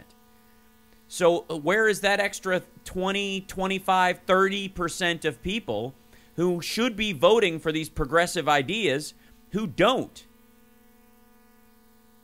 No, that's what I'm saying, Hal. But that's not the corporate Democrats that aren't voting. Okay, the argument is that they're the ones who are voting. Those are the ones who are supporting people who are getting. I agree with you that we have to get out every darn vote we can. Right. But why? Because we are not speaking up about Chris Kovac. We're not talking about voter suppression. All the Democrats do is beat a dead horse. You said it yourself. You said, okay, when they bring up, we can't talk about it now because it's too soon, bring up the last shooting. Yeah. How about we stand up to them and say, when is the right time to talk about it? This is exactly the time to talk about it. If enough of us screamed, but we have no representatives in Congress who know how to speak up and scream. If this was a No, wait, hold on. Democrats are the only party who are putting forth bills to curtail this stuff across the board. The only reason they don't get passed through, those bills themselves, is largely because of numbers, is the fact that there aren't enough Democrats to get these bills through. The answer doesn't seem to be that there aren't Democrats that are presenting these ideas or that they won't get them, is that there are far too many Republicans for these ideas to actually get passed. And the question, the idea that somehow that having kind of an quote-unquote, an anti-corporate Dem attitude about stuff as if that will actually change that pattern is nowhere near plausible. No, I'm saying that they are not fighting hard enough. They are not screaming loud enough. When you have a Republican, they repeat the lies, and everybody buys it. We have Democrats who do not stand up and say, sure they do. Hey, yeah, they do, and they may not get as much. Yes, they do, and they stand on the floor until they're blue in the face, and they present bill after bill doing this, and they have for years. But Democrats take that for granted. Democrats tend Democrats. Right now, I have not heard since this guy took the White House illegitimately. I have not heard word one. I've heard a lot about Bernie caused her not to win and blah, blah, blah, even though Democrats never put in the winning candidate. But anyway, she won by 3 million votes. But they have... Hillary lost the Electoral College by 77,000 votes. 77,000 votes over 3 states. All you want. Beg your pardon? You could say all you want that she won the popular vote. The problem is our system is messed up, and we go by the electoral. That's right. So what good is that?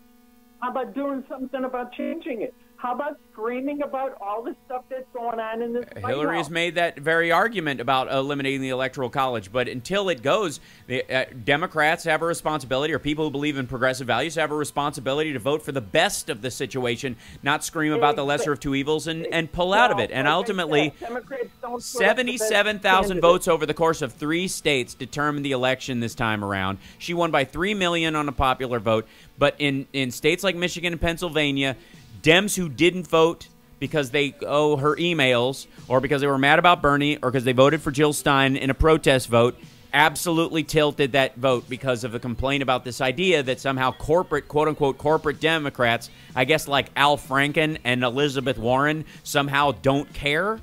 It seems like an impotent argument you're making there, and I know you're frustrated, but it is based on no functional form of government. We'll be back. It's the House Sparks Radio program, Mega Worldwide.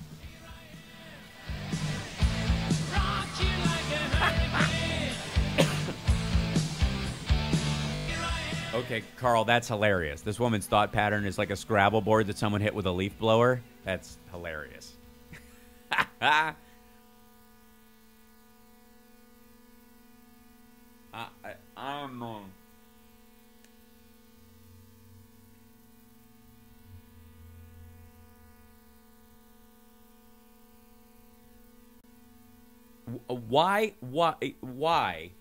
Why would Democrats hinge their political future?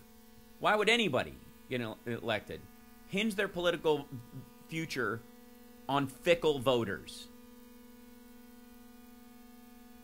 Why? Okay, you're a Democrat, you're running for office, and you have 2 groups in the Democratic Party, one to favor and over the other because they have slightly divergent thought forms. They're not that far off, but in areas, there's a couple of distinct areas, and one of them is a little more pro-banker than the other that just go that way because people have retirement funds and checking accounts and mortgages and shit like that. So you know, and you go, or over here is the sort of Bernie socialist Occupy crowd. If they don't like one thing I do, they're fucking gone. But this group will put up with more shit and they'll kind of to move things forward. So which one are you going to favor? Yeah, thank you, Natalie. That's awesome. And by the way, I want to go back through and say hi to all the super chat people that because I was getting on rants and didn't get to. So TLK Knitting, thank you so much, Billy. Appreciate it. It is the Russia Investigate Russia Fund. Mark, thank you so much. Thank you, Donna. That's awesome. And thank you, Lord Dracul. And Natalie, bless you. Thanks so much. We have 30 seconds. One more caller, Carl from Nashville. Oh, right on. That's great. Always good to hear from him.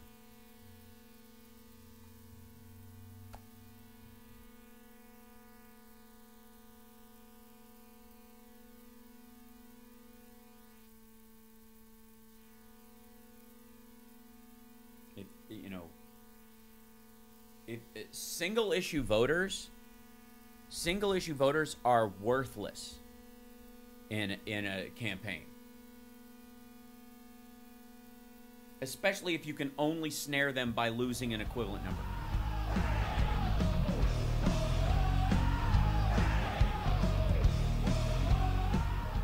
Welcome back to the Hal Sparks radio program, Mega Worldwide. It's now time for the happy ending. I appreciate where our caller was coming from in her frustration with the process, but ultimately this idea that somehow that what are equivalently, in many ways the Bernie world becomes single-issue voters, you end up being kind of worthless in an election, and you will not get as much attention as people who are more tolerant of other ideas or are more strategic in their long-term view, because they won't give up on you halfway through a campaign. And if I, as a candidate, was running for office and I had to choose between which group I was going to more align myself within any party, the extremist crowd of it, if I'm off by one notch with their primary issue, will vacate entirely. Why court them at all, ultimately? Especially if courting them loses me an equivalent number of voters, that may be more quote-unquote centrist or conservative or what have you. There's absolutely no material version of that. We got another caller, though, and it's Carl from Nashville, so I want to make sure we get to him. Is he with us, Carl? Do we have you? I am. Ah, great. I am. Can you hear me? Yeah, go ahead. Cool. Well, I would just like to say quickly, is people like that last caller is the reason why we have a man who a year ago yesterday was caught on videotape saying he likes to grab women by the vagina uninvited. Right. That's right. And he can do it because he's rich and he's a star. Yep. You're the reason why we have that guy in the White House right now. Me personally, I am a firm believer in what I believe, but I'm not stubborn enough to where if you prove what I believe is wrong, that I won't reevaluate my belief. Sure. For example, I have always believed over my years as an American, which is all of them, that nothing gets done in this country and nothing is conceived to be a problem until it affects white people.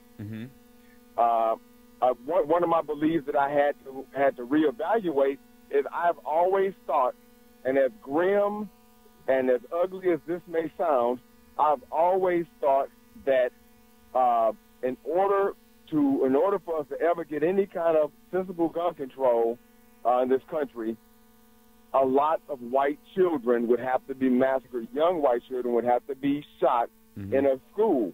I was proven wrong on that belief, so I had to reevaluate that. And so my belief system as of a couple of days ago was, hey, I'm nothing ever going to get done.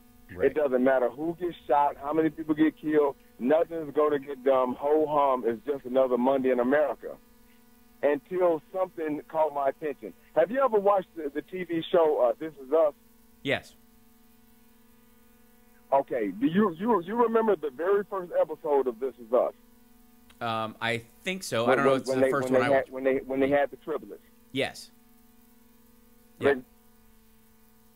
Yeah, okay. So I'm watching this television show. My daughter told me about it, so I decided to watch it, I think it was like Tuesday. Mm-hmm. So if you remember the very first episode, they never really show you nothing around the parents. They show you the parents, they show you her, and they show you the doctor. Right. And then when they let you in on what's going on and what timeline is when the firefighter asked the father, did he want a cigarette? And they started smoking a cigarette right there in the nursery. Mm-hmm. And then they panned out and let you see that it was 1979, because then they started showing the television, right, and the Orion hosters and everything, yep, and let you know that this is the time. And the point I'm trying to make is that the tobacco industry was all powerful until it wasn't. You wouldn't even imagine smoking a cigarette in a hospital, let alone in any other building. That's right. In today's age, and that was something unimaginable, that a man or a woman wouldn't smoke a cigarette in a hospital. That's just something that they did. Mm-hmm. And with this case, and seeing that, it kind of made me reevaluate this shooting situation. Because normally you have these shooting situations, and it's in an isolated place. And only the people that's from that place is affected. Mm-hmm. Over 6 people were shot or injured during that whole massacre, and over 20-something thousand people were at that concert. The difference in this shooting than any other mass shooting in American history is that all these people come from different places. Right.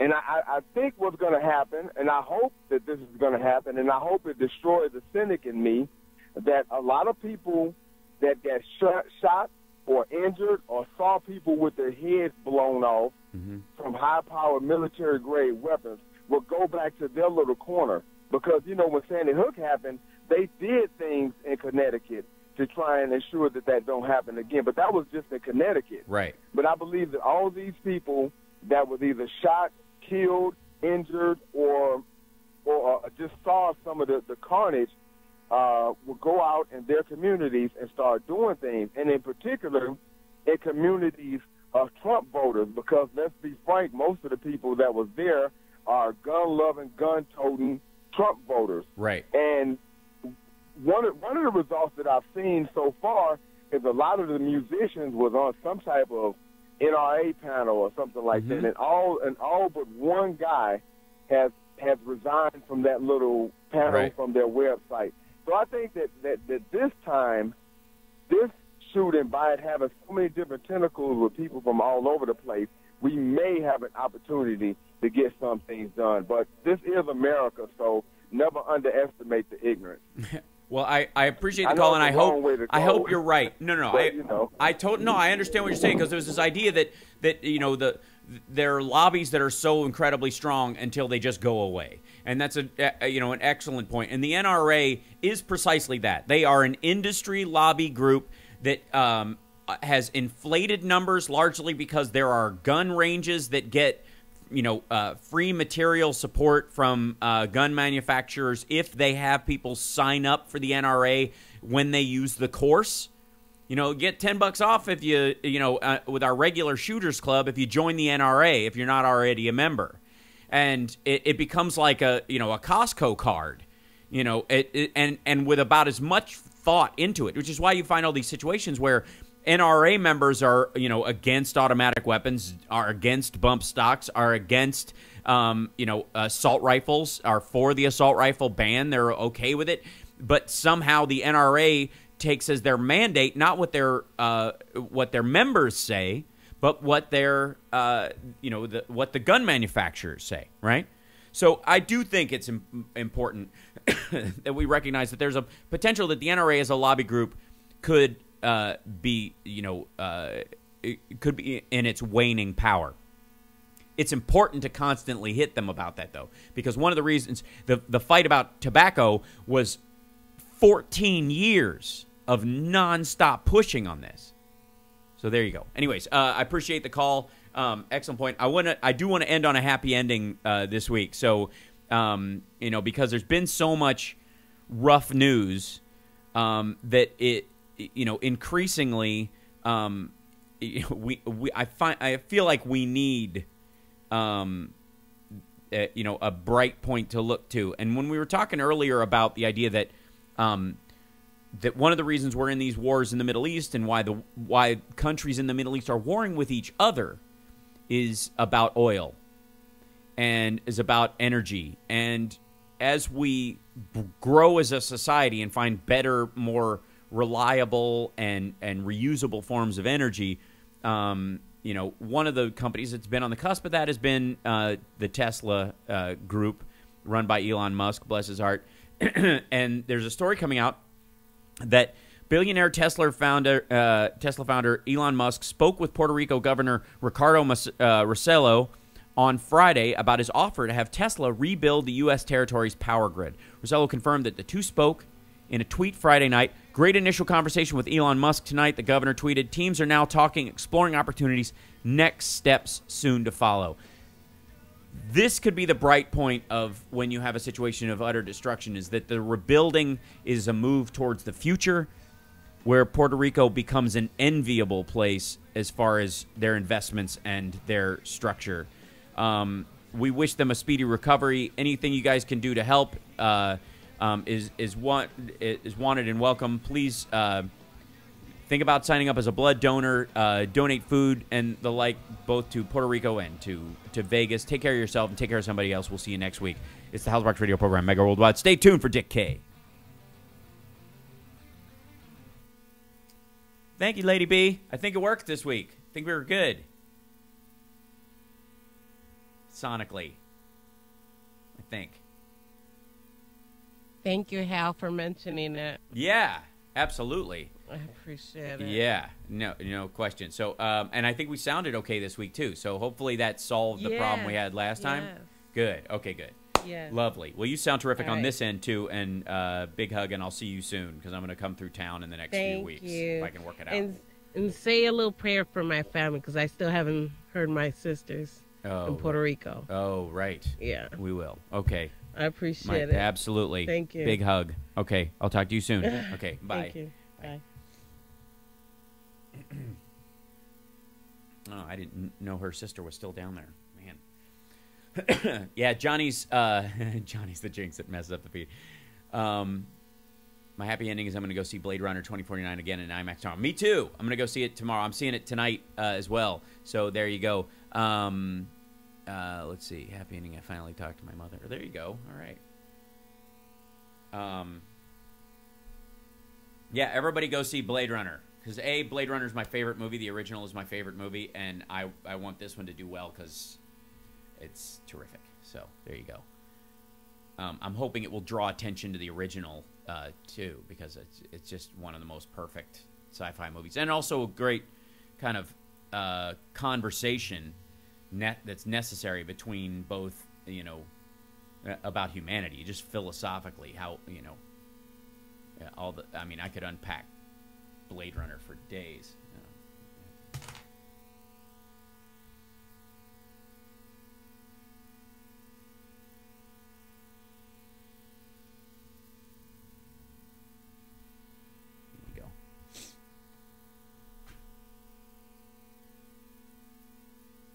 Just looking at the quote from Chuck Schumer saying that he's told him that repeal and replace is off the table. They won't let that happen, but there are options as far as bills that he could support.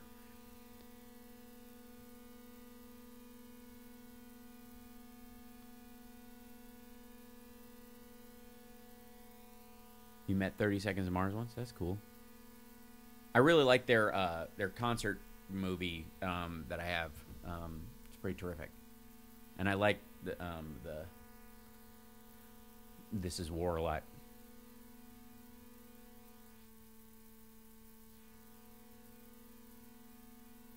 Blade Runner, the original movie, has inspired. Yeah, Ghost in the Shell is my favorite cartoon movie, and for many of the same reasons, because of the storyline that's in that's kind of inherent in both of them. Blade Runner has inspired more like rock music, I think, than most people know. The Sinead O'Connor song "Put Your Hands on Me" is based on the Sean Young line in the original Blade Runner. Somewhere in Time, the Iron Maiden record has a ton of references. Obviously, More Human Than Human, the White Zombie song. There's, I mean, if you really look at the level of inspiration that movie has made, it's pretty incredible. Yeah, and Ralphie May passing was rough. Although, damn. Like I always worry about Ralphie and all the heavy comics a lot, especially if they make jokes about being heavy, because they can't stop being heavy, and it just, yeah. Like it always worries me. Yeah, and Ralphie was a good guy, and his politics were really solid too. Ralphie May was not a Trump fan, and was, as a kind of a redneck dude, was a great voice pushing back on those people online, especially if you look at some of his tweet wars he's had with right wingers. It's impressive stuff, and he's a pretty down home dude. So I was, yeah.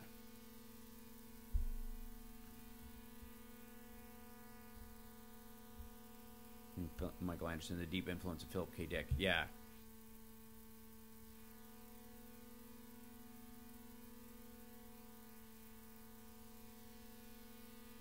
How does Scott go from Blade Runner to Prometheus?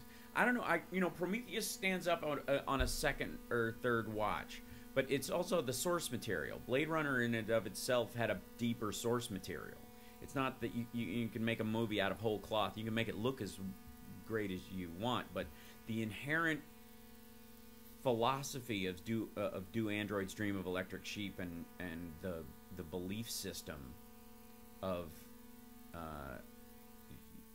Philip K. Dick is really present, whereas in the Alien movies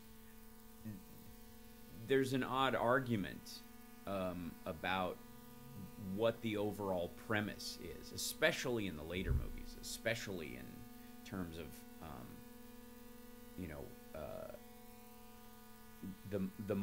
the Prometheus related movies, as far as why they were created, and was it a chemical weapon that killed them, or were they the survivors, were they the genetic material, the creators of the human race, were they trying to kill us, and so they were a defense? Like, that's so mashed up, whereas the original was very let's see, it's crazy.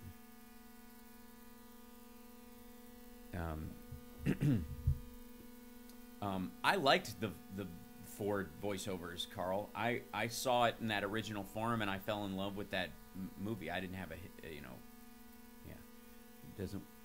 If Roger Deakins doesn't win an Oscar for Blade Runner 2049, I'll stop watching the Oscars.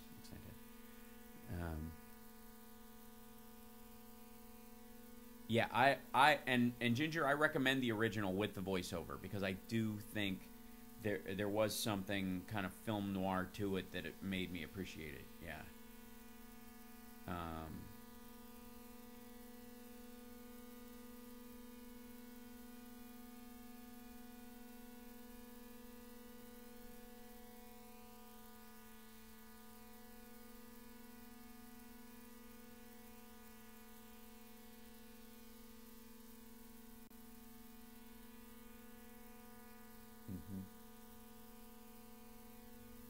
And so I have to leave, because I'm actually I can't stick around as long today, guys, because I'm doing a thing for the TJ Martell Foundation. I have to be over at the Grove to do that. Camden and I painted a guitar for the TJ Martell Foundation, and they're sorry, I was looking at the at the Schumer stuff again.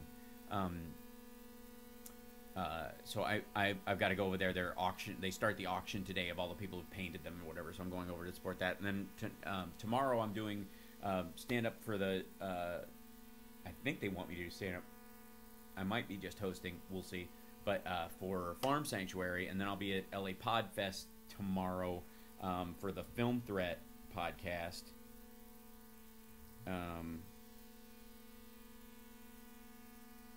Yeah.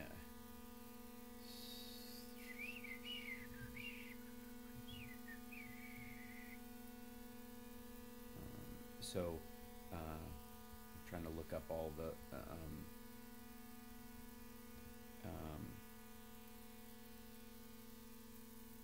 see. Right. And Summer's sending me pictures from the remembrance wall that they put up in Vegas for all the people who were killed, and they planted 58 trees downtown in this little remembrance garden, which is really cool. It's been rough. But anyway, so I'm doing LA Podfest tomorrow. I'm doing the Film Threat podcast, and so we've I guess I don't know if it's going to be kind of like a live podcast. I'll figure it out and I'll tweet about it tomorrow when I know more details about that. And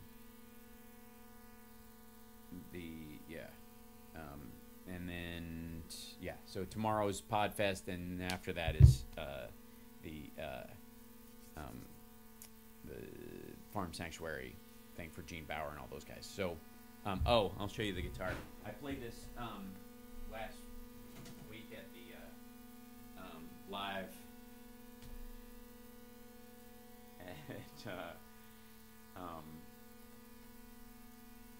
at the 01 show. So, excuse me, sorry I mooned everybody.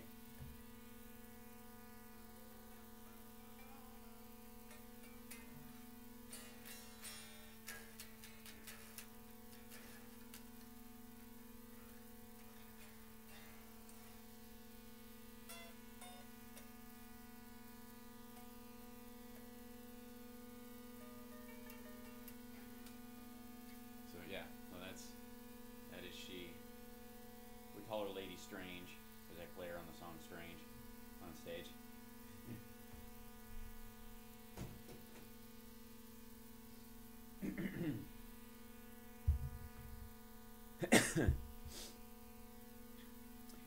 It's not 3D printed, it's resin. Play the Devil Went Down to Georgia. Yeah.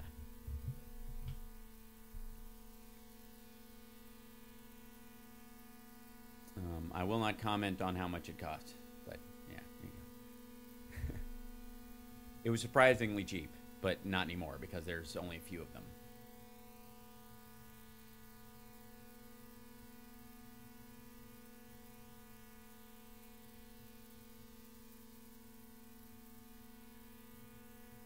Yeah. So, anyways, I have to run off to go do this event. I adore you guys. I'm sorry I have to run off. I really like when we have our after show stuff, but this week I need to go and get there. It's I think it's injection molded. Yeah, the body is the neck's wood, but the body itself is resin. And you have to take the strings off and the pickup out to change the battery in the pickup. It's crazy. But anyways, yeah. Thanks. So I have a visual of me with a Hello Kitty fender. Right. I'll get one of those. That's all right.